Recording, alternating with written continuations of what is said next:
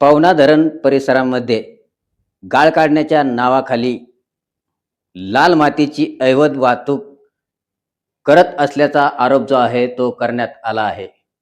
शेकडो हैवा डंपर गाड्या रात्रंदिवस लाल मातीची अवैध वाहतूक करण्याचा आरोप यामध्ये करण्यात आला आहे. अनेक हैवा आणि डंपर बगर नंबर प्लेटच्या असल्याचा देखील आरोप शिवशाही व्यापारी संघटनेचे अध्यक्ष युवराज दाखले यांनी केला आहे. खरं तर गेल्या काही दिवसापूर्वीच त्यांनी जिल्हाधिकारी तसेच महाराष्ट्र राज्याचे मुख्यमंत्री यांना एका निवेदनाद्वारे कडक कारवाई करण्याची मागणी देखील त्यांनी केली होती. मात्र काही दिवस शांतता राहिल्यानंतर पुन्हा दिवस रात्र जे आहेत ते हे हैवा आणि डंपर लाल माती घेऊन अवैध वाहतूक करत असल्याचा आरोप त्यांनी आता केला आहे. आणि यामागील सूत्रधार कोण आहे तो सूत्रधार तपासून त्यावरती कडक कारवाई करण्याचं देखील युवराज दाखले यांनी प्रशासनाकडे मागणी केली आहे. पाहूया सविस्तर बातमी.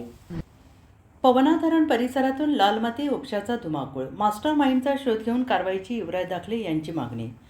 मावळ प्रतिनिधी. पवना धरण पाणलोट क्षेत्रातून मागील काही महिन्यांपासून गाळ काढण्याच्या नावाखाली मोठ्या प्रमाणात लाल मातीची अवैध वाहतूक सुरू असल्याचा गंभीर आरोप करण्यात आला आहे. या प्रकरणी शिवशाही व्यापारी संघटनेचे अध्यक्ष युवराज दाखले यांनी प्रशासनाकडे तातडीनं कारवाईची मागणी केली आहे. युवराज दाखले यांनी यापूर्वी याच प्रकाराबाबत जिल्हाधिकारी तसेच मुख्यमंत्री यांच्याकडे तक्रार दाखल केली होती.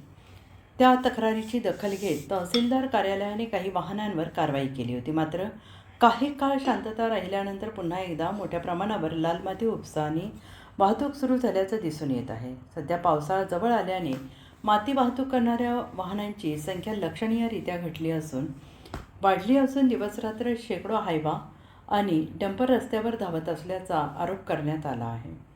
यातील अनेक वाहनांवर नंबर प्लेट नसल्याचं निदर्शनास आलेलं आहे. त्यामुळे प्रशासनाच्या कार्यक्षमतेवर प्रश्नचिन्ह उपस्थित होत आहेत. वाघेश्वर मंदिर परिसरातून गेव्हाण खडक, चांदेवाडी, ठाकूरसाई, ब्राह्मणोली, पवनानगर, कडते, शिवणे, बेबड, ओहोळ मार्गे ही वाहने चांदखेड परिसराकडे जात असल्याचं स्थानिकांनी सांगितलं आहे. या अवैध माती उपशामुळे पर्यावरणाचा समतोल बिघडण्याची तसेच रस्त्याचे नुकसान होण्याची भीती व्यक्त केली जाते आहे. याबाबत बोलताना युवराज दाखले यांनी म्हटले, गाळ काढण्याच्या नावाखाली लाल मातीची मोठ्या प्रमाणात लूट सुरू आहे. या संपूर्ण रॅकेटमागील सूत्रधार कोण आहेत याचा सखोल तपास करून संबंधितांवर कठोर कारवाई करावी. तसेच अवैध माती वाहतूक तात्काळ बंद करण्यासाठी महसूल, पोलीस आणि संबंधित विभागांनी संयुक्त मोहीम राबवावी. स्थानिक नागरिकांमधूनही या प्रकरणाबाबत तीव्र नाराजी व्यक्त होत असून प्रशासनाने तातडीनं कारवाई न केल्यास व्यापक आंदोलन छेडण्याचा इशारा देण्यात आला आहे. काय सांगाल, एकंदरीत तुम्ही जिल्हाधिकारी असेल, मुख्यमंत्री असतील यांच्याकडे पाठपुरावा केला होता की गाळाच्या नावाखाली माती काढल्या जाते, मुरुम काढल्या जाते, मात्र आतापर्यंत ते काही थांबलेलं दिसत नाहीये, फक्त मार्ग वेगळा झालेला कळतंय. काय सांगाल? मावळ लोकसभा मतदारसंघाच्या अंतर्गत पवना धरण नावाचा डॅम आहे.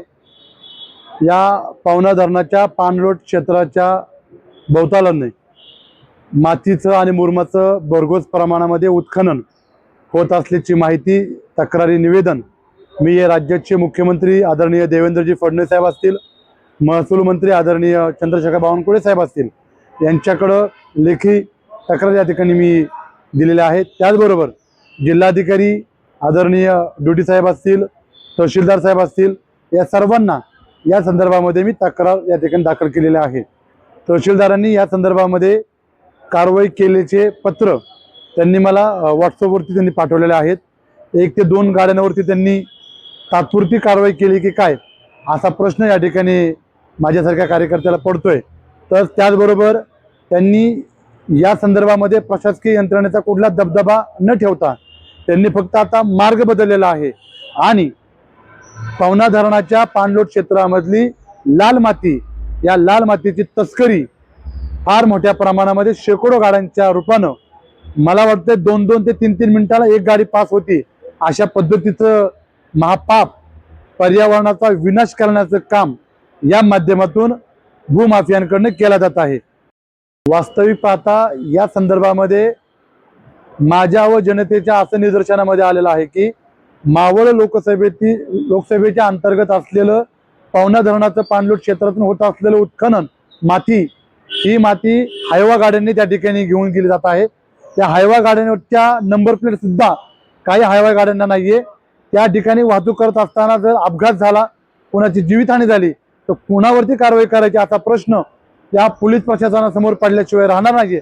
त्याच्यामुळं बिना नंबरच्या ज्या हायवा आहेत त्या हायवा चालकांवरती मालकांवरती तातडीनं तहसीलदारांनी RTO विभागाने कारवाई करावी अशी मागणी आणि अशी विनंती मी या व्हिडिओच्या माध्यमातून RTO प्रशासनाला त्याचबरोबर महसूल विभागाच्या प्रशासनाला करत आहे. मी या व्हिडिओच्या माध्यमातून जिल्हाधिकारी साहेब असतील, तहसीलदार साहेब असतील, त्याचबरोबर महसूल मंत्री आदरणीय चंद्रशेखर बावनकुळे साहेब असतील, देवेंद्रजी फडणवीस साहेब असतील यांना हात जोडून कळकळीची विनंती करतो की आपण तात्काळ या संदर्भामध्ये तातडीने कारवाई करण्याचे आदेश द्यावे आणि पवना धरणाच्या पाणलोट क्षेत्रामध्ये असणारं जे होत असलेलं मातीचं उत्खनन हे तातडीनं आपण थांबवण्याच्या सूचना द्याव्यात. अन्यथा आम्हाला शिवशाही व्यापारी संघ या राज्यव्यापी संघटनेच्या वतीनं या ठिकाणी आम्हाला करावं लागतील. धन्यवाद. जय लवजी, जय भीम, जय शिवराय, जय महाराष्ट्र.